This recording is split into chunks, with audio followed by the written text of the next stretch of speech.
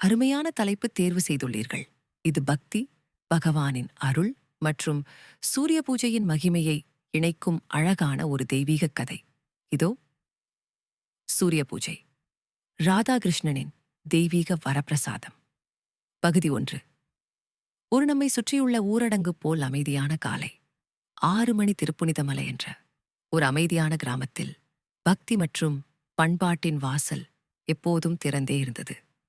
அந்த கிராமத்தில் வாழ்ந்த ராதா அல்லம் மற்றும் கிருஷ்ணன் யாப் என்ற தம்பதியினர் எளிமையான வாழ்க்கையை இழுத்துக் கொண்டிருந்தனர். ராதா ஒரு ஆசிரியை, கிருஷ்ணன் ஒரு விவசாயி. ஆனால் அவர்கள் இருவரும் பக்தியில் ஆழ்ந்தவர்கள். சூரியனை தினமும் வணங்கும் பழக்கம் இருந்தது. அன்று ஒரு விசித்திரமான நாளாக இருந்தது. கிராமத்தில் ஒரு நோய் பரவத் தொடங்கியது. மக்கள் ஒரு பக்கமாக சோகத்தில் மூழ்கினர். மருத்துவரும் இல்லாத அந்த கிராமத்தில் மக்கள் எல்லாம் எதிலாவது நம்பிக்கையை தேடினர்.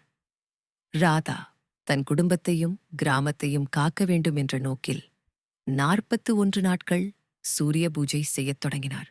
அன்று முதல் ராதா வானத்தை நோக்கி, பசுமைத் தரையில் நின்று கதிரவனை நோக்கி இந்த மந்திரத்தை கூறத் தொடங்கினார். ஓம் ஆதித்யாய நமஹா, ஓம் சவித்ரே நமஹா, ஓம் பாஸ்கராய நமஹா. காலையிலிருந்து மதியம் வரைக்கும் உணவு இல்லாமல் விரதம். மாலை பூஜை. பக்தியின் தீவு போல ஒவ்வொரு நாளும் அந்த பூஜையின் ஒலி கிராமம் எங்கும் பரவியது. ஆனால் 10ஆம் நாளில் ஒரு விந்தையான சம்பவம் நடந்தது. ராதா பூஜை முடித்து கோவிலில் சென்று வந்தபோது கிருஷ்ணனின் முகம் சூரிய ஒளியில் பிரகாசித்து கண்ணுக்குப் பட்டது.